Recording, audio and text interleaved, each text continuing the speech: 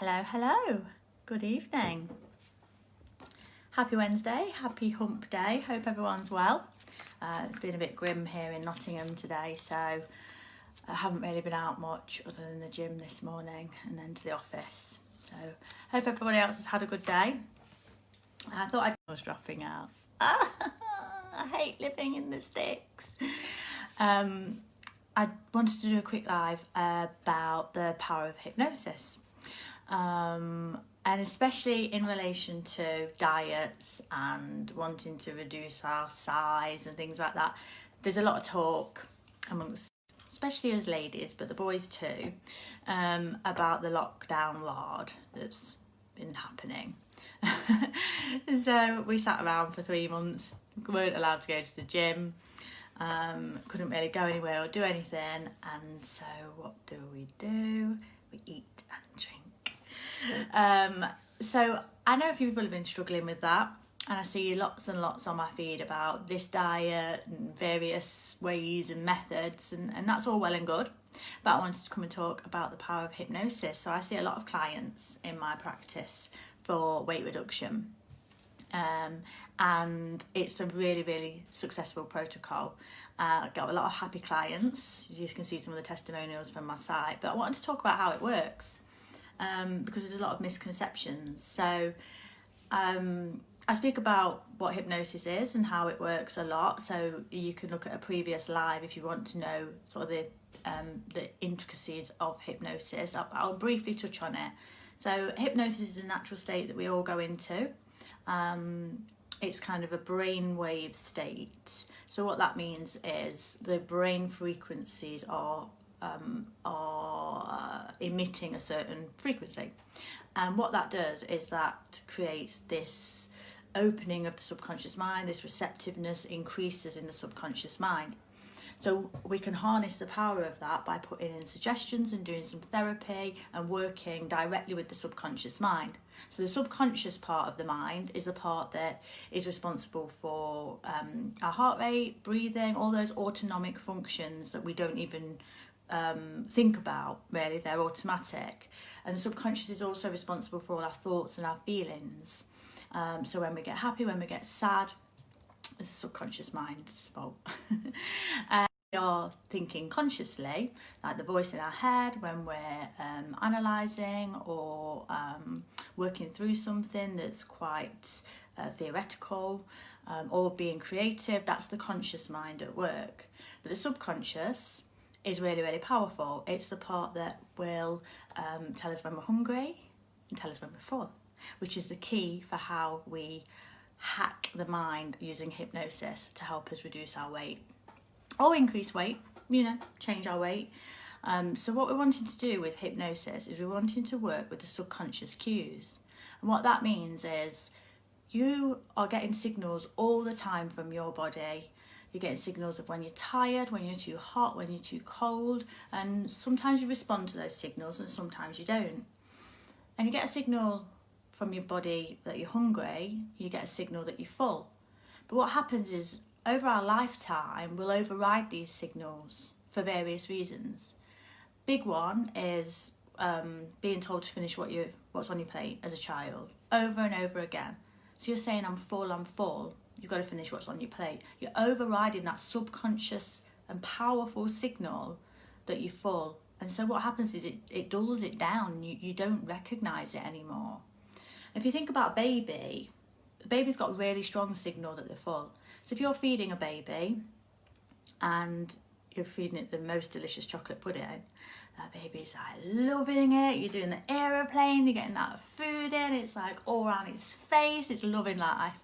The minute that baby is full, the very minute, turns away. And what do? Mum's out there, dad's out there. We go, come on, just another spoonful, open up for mummy, here comes the aeroplane. Overriding the natural signal that the baby's full, the stomach is full. Not only the stomach is full, but the subconscious, the body knows that it's taken on enough fuel. It wants homeostasis. It wants to have the right amount of nourishment, and it knows when that is. So you know, if you eat a lot on one day, you might not be as hungry the next day, or if you don't eat very much, you'll be really hungry the next day, and that's the body saying, okay, we need to regulate, we need homeostasis. So this baby is turning its face away, we're like chasing it around like a crazy person with an aeroplane. Override the natural instinct, the natural signal that we're getting. So finishing what's on the plate. The other ways we override it is we go, oh, it's 12 o'clock, time for lunch, regardless whether we're hungry or not. And sometimes that's because of the jobs that we do, and it's just because of the fact that you know, it's that time of the clock on the clock. So who eats lunch when they're not even hungry just because it's time? Yeah, I might come back in a minute, we'll see. Okay, I'm on the Wi-Fi now. So we're overriding the signal all the time. So when we're full, we're overriding that. We're forcing more food into the stomach than we necessarily want to take on board and than we need. And we do that day in, day out, day in, day out, day in, day out. It's no wonder we overeat. And also not recognising, you know, when we're hungry. So a lot of the time when we're hungry, we're thirsty, and they say that a lot. And, you know, you can go to Slimming Worlds and things like that, and they'll say that, have a drink of water, make sure you're not thirsty.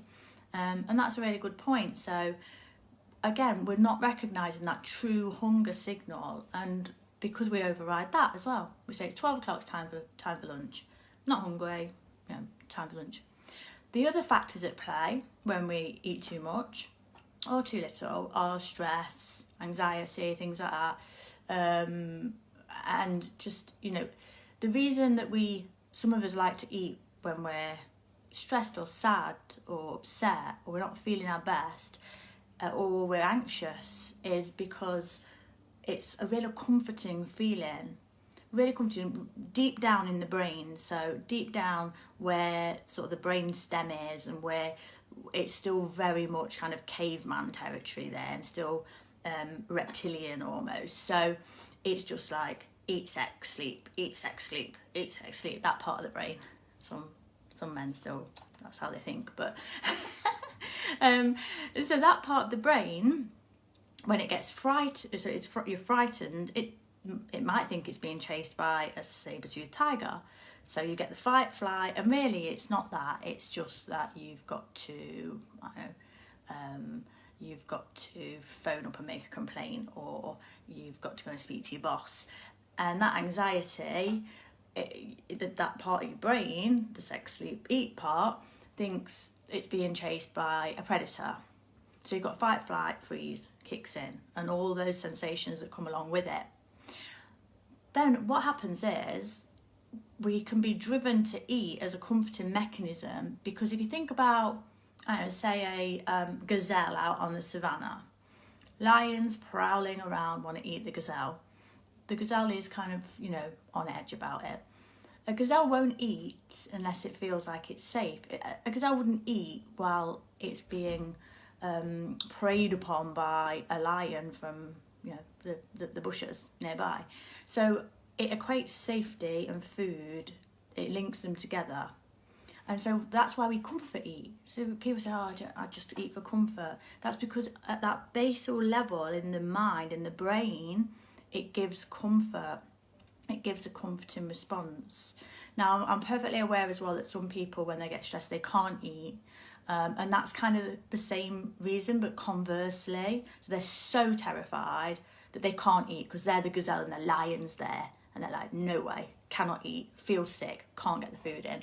So it goes both ways, and it just depends. Some people are comfort eaters and some people are stress starvers. So it just depends. So that's the other way, that the mind and the body kind of work against those cues around being hungry, being full. So you've got comfort eating, stress eating, cravings, all of that sort of thing, overriding the natural signals. So with hypnosis, what we do is we crank up those subconscious cues. We crank up that being hungry, so it's 10, 20, 30 times stronger than before. So you can't ignore it. You're hungry, you recognise it, you're tuned in, your mind's tuned in, it's connected to your body and tuned in. And then when you're full, you can't eat anymore. So literally, I don't go up or down with my weight. because I do so much of this type of therapy that by osmosis, I absorb the suggestions. So I literally can't eat if I'm full. I can't get any more food in. It just won't go in. I mean, I eat a lot. I eat all the time because I hear the cue. I feel hungry a lot because I'm very active. So, and I eat small portions. So my body's like, eat. If you ask any of my friends, I never stop eating. But the minute I'm full, I stop. I can't eat anymore. I just can't. I can't go for a 3-course meal and eat all of it. And that's the other thing that we do as well. We force food in because it's tradition, or all of our social occasions around food. So we're overriding those subconscious cues. You see what I'm getting at? So once you tune back into your own body, that's what we're doing. We're using nature's way to tune back into your own body, your own cues. And there's no need to count calories. There's no need to go keto or go low fat or any of the other things.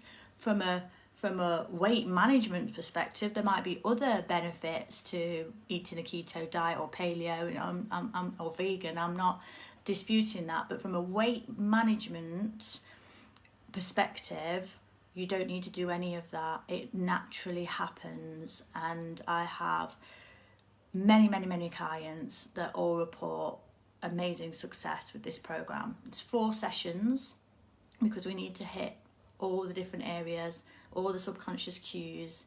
We need to change that mindset and change, how we're receiving those messages from the body. Just tune back in. So it's a relatively quick process, but clients don't expect to reduce a lot of weight during the program. It continues forever. Clients are provided with an audio that they listen to. They can listen to it every single day if they want to. Ideal is 21 days, but every single day for as long as they want to. I've got clients still listening to me after a year. Bless them. So they must be crazy. So that's how hypnosis is better than a diet. And then one last thing as well, which I think is really important. And I still slip up, so I might watch this back and go, I said it. But in the hypnosis program, we don't talk about losing weight. So we don't talk about how much weight have you lost, or are you losing any weight, or you want to lose weight. Because if you put that suggestion into the receptive, open subconscious mind, it sounds like a good idea, right? You're going to lose lots of weight. You're going to get really slim and lose lots of weight. But whenever we lose something, pretty much, other than weight, it's a bad thing. So if you lose a loved one, if you lose your wallet, you lose your mind, you lose your bet. So we eradicate that word and we talk about reducing or managing, because 1, it's not about the number on the scale, but 2, putting that into your subconscious mind. Subconscious goes, we ain't losing that.